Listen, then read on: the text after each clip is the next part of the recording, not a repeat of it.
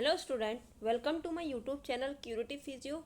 इस वीडियो में हम आज कंटिन्यू करने वाले हैं पार्ट 2 ऑफ फिजिक्स PYQ, जो कि है BSc nursing entrance exam AMU के। सबसे पहले हमने जो इससे पहले वाली वीडियो में हम अपने कुछ चैप्टर्स को कंप्लीट कर लिया, जैसे electric field, electric potentials, electricity. अब हम कंटिन्यू करेंगे मूविंग चार्ज एंड मैग्नेटिज्म से, जिसमें कि हमारा जो फर्स्ट क्वेश्चन है देखते हैं। A current of 5 ampere flowing through a circular coil of wire consisting of 150 turn and radius 5 centimeter. The magnitude of magnetic field at center of coil. तो हमें सबसे पहले क्या बताना है, मैग्नीट्यूड बताना है मैग्नेटिक फील्ड का सेंटर ऑफ कॉइल के। एक कॉइल है, उस पर हमें क्या बताना, सेंटर पर मैग्नेटिक फील्ड बताना है बी, जिसको हम रिप्रेजेंट करते हैं बी से। और हमें दे क्या रखा है, क्वेश्चंस में दे रखा है करंट दे रखा है जो कि है 5 ampere and number of turn कितने दे रखे हैं 150 एंड रेडियस जो हमें दे रखी है वो दे रखी है 5 सेंटीमीटर। ओके, हमें फॉर्मूला जो मालूम है वो क्या है, जब हम मैग्नीट्यूड निकालते हैं किसका, मैग्नेटिक फील्ड का एट सेंटर ऑफ कॉइल पर। तो मैग्नेटिक फील्ड सेंटर पर यहाँ लिखती हूँ मैं, मैग्नेटिक फील्ड सेंटर पर हमारे कितने निकल के आती है, μ0/2 और I अपॉन आर। अगर हमें नंबर ऑफ टर्न दे रखे हों तो हम क्या करते हैं कि एन से मल्टीप्लाई करते हैं, ठीक है। और μ0/2 की वैल्यू कितनी होती है, तो μ0 की वैल्यू कितनी होती है, μ0 की वैल्यू होती है हमारी 4 पाई इंटू 10⁻⁷ ये होती है। और 2 को हम ऐसे लिख लेंगे। और आई हमें कितना दे रखा है क्वेश्चन में 5, और आर हमें कितना दे रखा है 5 सेंटीमीटर। तो हम इसको मीटर में चेंज करते हैं, और मीटर में चेंज करते हैं तो हम क्या करते हैं 100 से डिवाइड कर देते हैं -2। और नंबर ऑफ टर्न्स हमें कितने दे रखे हैं 150। तो हम क्या करते हैं 5 से 5 यहाँ कट जाता है, और ये कट जाता है 2 2 जा 4, और इसको 2 से मल्टीप्लाई करेंगे तो कितना 0 0, ठीक है।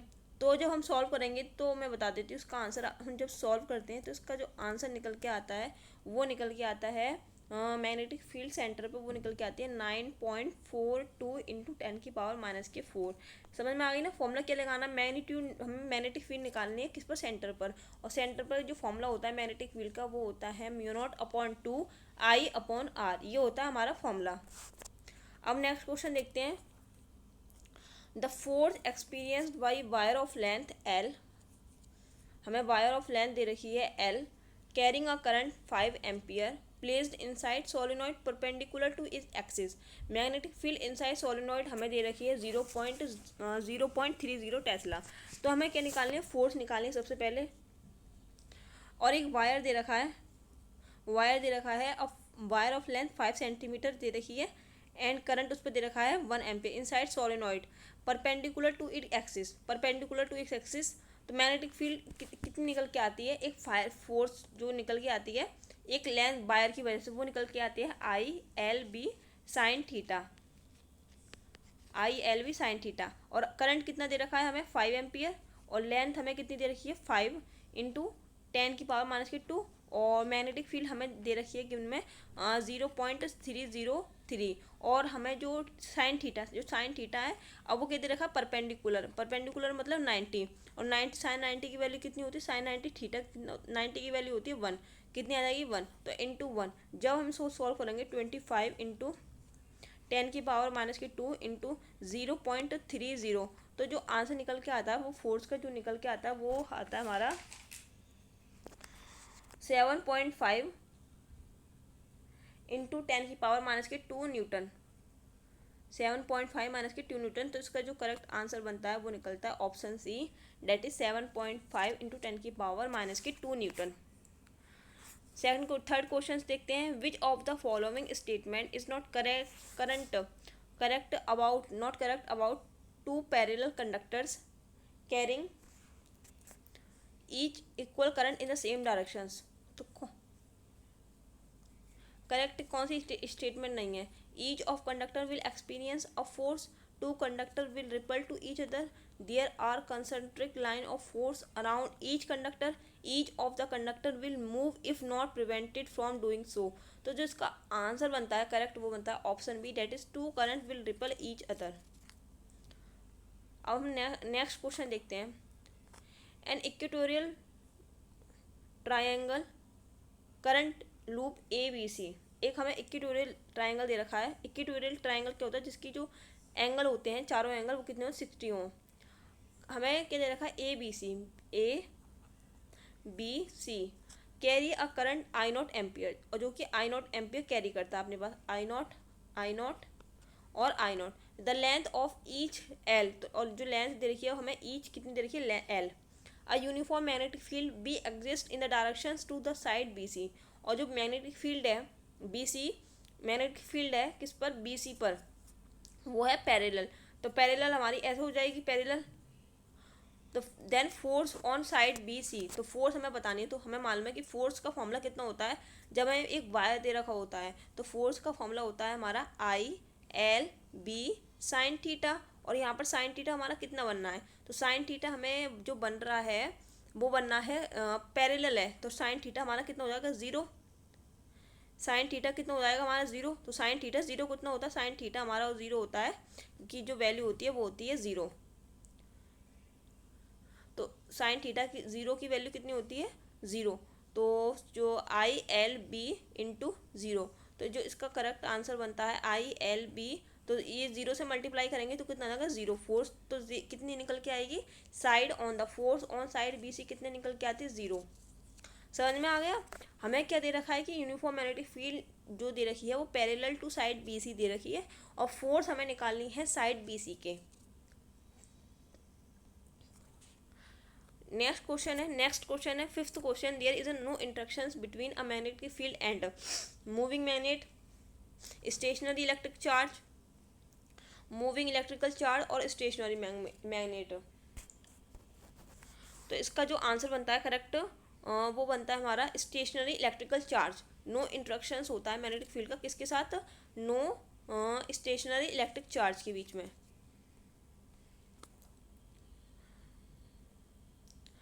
A charged particle moving perpendicular to uniform magnetic field follow a circular path. Find the radius of the circle. एक मैग्नेटिक चार्ज है Q perpendicular to the unit magnetic field follow a circular path. Find the radius of the following. तो जो radius निकल के आती है, एक जो मास है एक वेलोसिटी से घूम रहा है और उसके पास चार्ज है, तो जो रेडियस निकल के आती है वो निकल के आती है R is equal to M B upon Q B. इसको लर्न करना है आपको, डायरेक्ट क्वेश्चन मिलते हैं। इसके रेडियस का फॉर्मूला क्या होता है R is equal to M B upon Q B. तो इसका जो करेक्ट आंसर बनता है option B, that is R is equal to M B upon Q B. R is equal to M B upon Q B. अब हम start करते हैं magnetism and matters के क्वेश्चंस। फर्स्ट क्वेश्चन है a short bar magnet placed with axis at 30 degree with a uniform external field. तो हम जो information हमें क्वेश्चन में दे रखी होती है पहले हम इसको वो लिख लेते हैं। हमें दे रखा है एंगल थीटा, वो जो दे रखा है 30। अ uniform magnetic field of 0.3 Tesla. तो मैग्नेटिक फील्ड की यूनिट क्या होती है टेस्ला, तो जो कितनी दे रखी है हमें 0.3 टेस्ला।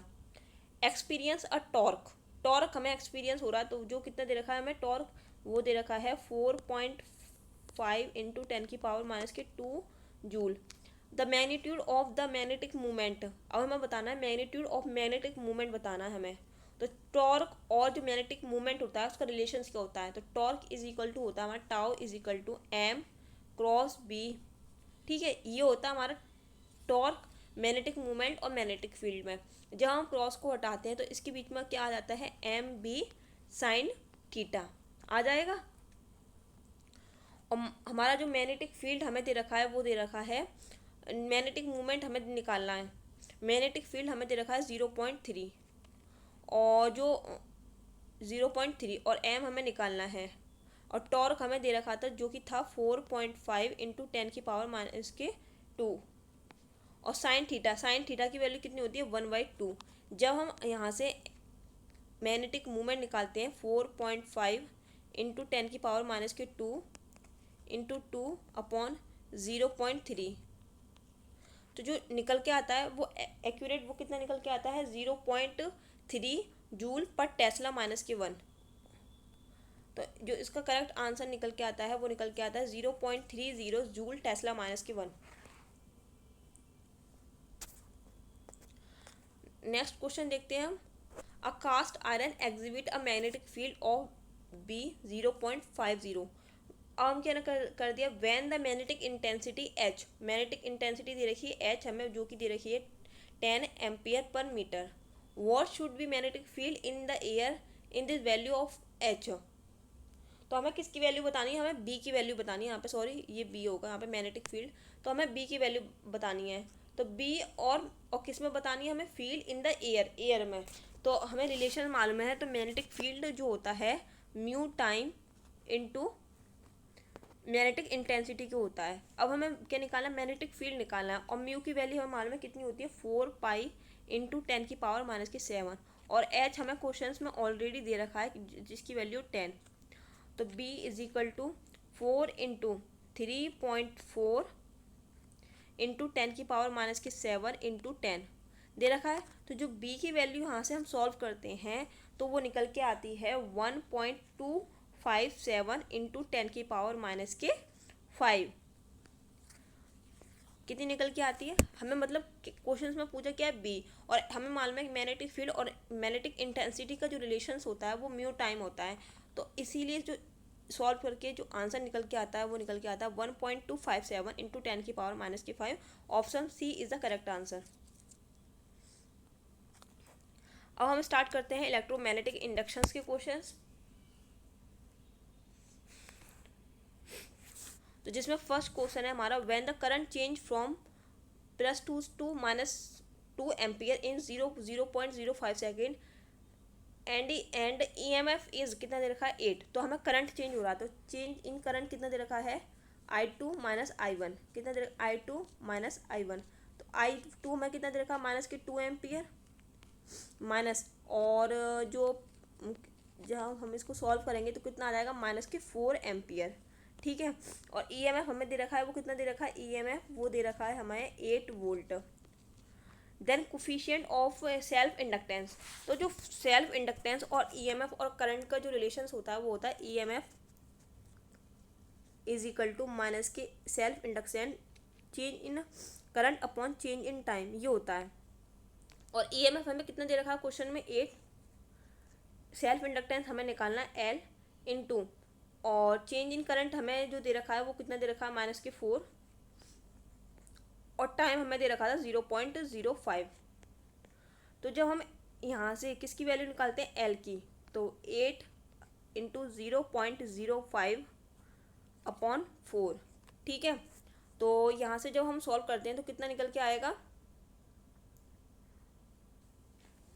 तो पहले हम क्या करते हैं 5 8 जब 40 4 और 0.4 अपॉन L। तो जब L को सॉल्व करा तो कितना आ जाएगा, L इज इक्वल टू 0.10, और वोल्ट सेकंड पर एम्पेयर की यूनिट होती है। तो इसका जो करेक्ट आंसर निकल के आता है वो आता है ऑप्शन डी, डेट इज 0.1। और जब बच्चा इसमें सॉल्व करेगा तो कंफ्यूज किस में सबसे ज़्यादा होगा, करंट, और करंट की जो वैल्यू रख देगा वो रख देगा हमारा सिर्फ 2 एम्पियर। पर हमें क्या रखना है यहाँ पे, change in current, change in current DI delta I रखना है, मतलब चेंज इन करंट लगता है I2 माइनस I1 हमें यहाँ पर रखना होगा। नेक्स्ट क्वेश्चन है अल्टरनेटिंग करंट के। इलेक्ट्रोमैग्नेटिक इंडक्शन से आई थिंक एक और क्वेश्चन आया जिसको मैंने आगे लिख लिया है, एक ये वाला क्वेश्चन आया था हाँ 2024 में। A magnetic flux through a spark of 1000 turn. तो पहले हम लिख लेते क्या क्या दे रखा है 1000 टर्न।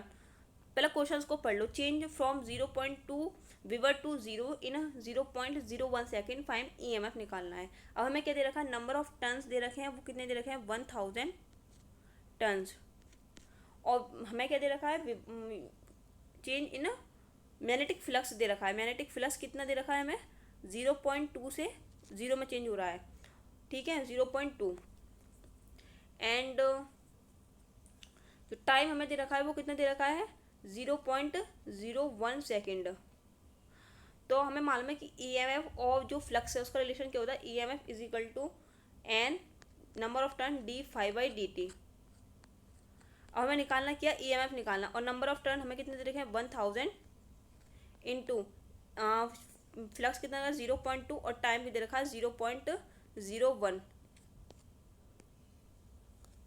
तो यहाँ से जो निकल के आता है वो आता है 20,000 निकल के आता है। तो 20,000 हमारा जो आंसर हो जाएगा। अब हम केवी में चेंज कर लेते हैं। जब 20,000 को जब हम 1 2 3 तो 20,000 को हम केवी में चेंज कर लेते तो कितना आ जाएगा ईएमएफ निकल जाएगा 20 केवी। तो answer is B, that is 20 KV. अब हम कर अल्टरनेटिंग करंट।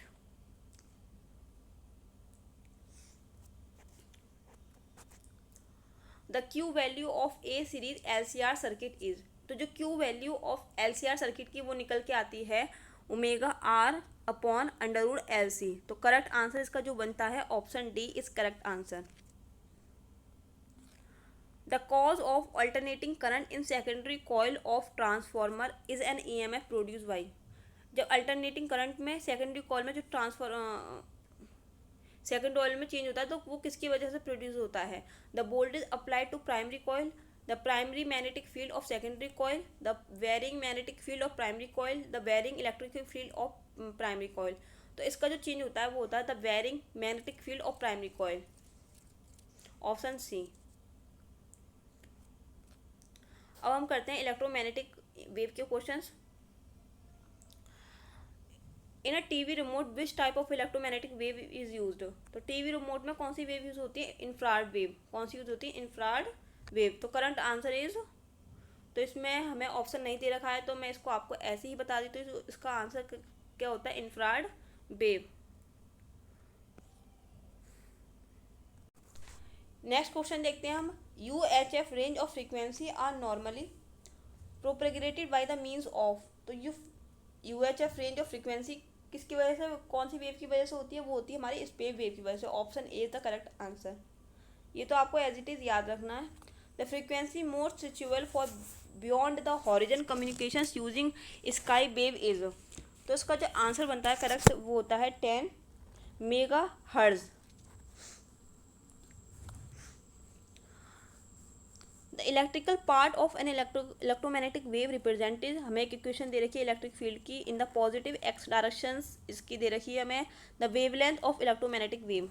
तो वेवलेंथ हमें कैसे निकालनी होती है, तो जो वेवलेंथ का फॉर्मूला, पहले हम इसको इक्वेट करते हैं।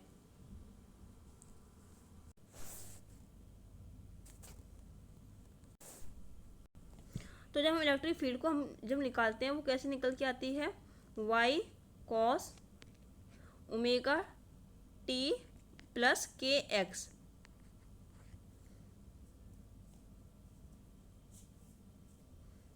सॉरी, तो जो इक्वेशंस होती है इलेक्ट्रिक फील्ड की वेव की टर्म में वो होती है हमारी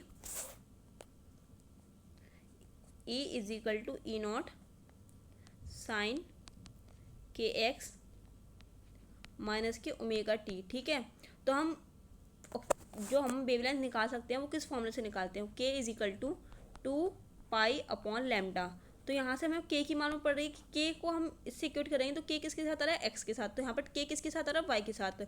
तो जो के की वैल्यू हो जाएगी वो कितनी हो जाएगी 2 और is equal to 2 pi upon lambda. 2 से 2 कट गया और लैम्डा किसके इक्वल आ गया, पाई। और पाई की वैल्यू हमें जो आती है वो कितनी है, 3.14 मीटर। तो इसका जो करेक्ट आंसर आ जाएगा option A is 3.14 metres.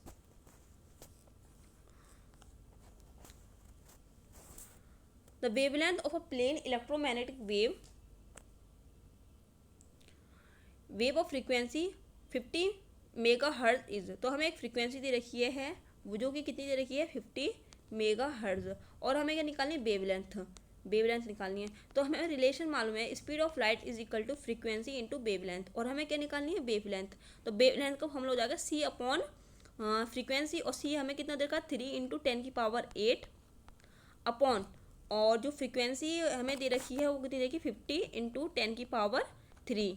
Mega को हम किस में चेंज कर लेंगे, मेगा को चेंज कर लेंगे हम। तो हम जब डिवाइड करते हैं तो कितना निकल के आता है 0.06 × 10⁵। और जब हम इसको सॉल्व करेंगे तो कितना आएगा 6 × 10⁻3। तो 6 kilometre is the correct answer. Option C is the correct answer. A circular plate capacitor of radius 10 centimeter separated by 2 centimeter is charged through a constant current source of 2 ampere. The displacement across is a, तो जो displacement current होता है वो क्या होता है, conduction current के बराबर. Displacement is a conduction current. तो जब हमारा करंट जो है कांस्टेंट है तो डिस्प्लेसमेंट हमारा जो करंट हो जाएगा वो कितना हो जाएगा, is also is a 2 metre 2 ampere. तो इसमें जो करेक्ट आंसर हो जाएगा, यहाँ पे हम 2 एम्पियर कर लेते हैं, गलत है तो इसका B option is correct. Next question है electromagnetic wave transport charge wavelength frequency energy. तो इलेक्ट्रोमैग्नेटिक वेव सिर्फ एनर्जी को ट्रांसपोर्ट कर सकता है. जो चार्ज होगा वेवलेंथ एनर्जी, इसको हम ट्रांसपोर्ट नहीं कर सकते इलेक्ट्रोमैग्नेटिक वेव के थ्रू. तो यहाँ पर अभी तक हमारे जो है क्वेश्चंस कंप्लीट होते हैं. अब हम इससे नेक्स्ट वीडियो में करते हैं रे ऑप्टिक्स के साथ क्वेश्चंस को स्टार्ट. और अगर इसमें कोई भी दिक्कत हो तो आप मुझसे कमेंट में पूछ सकते हैं. और thank you for watching this video and all the best for your exam.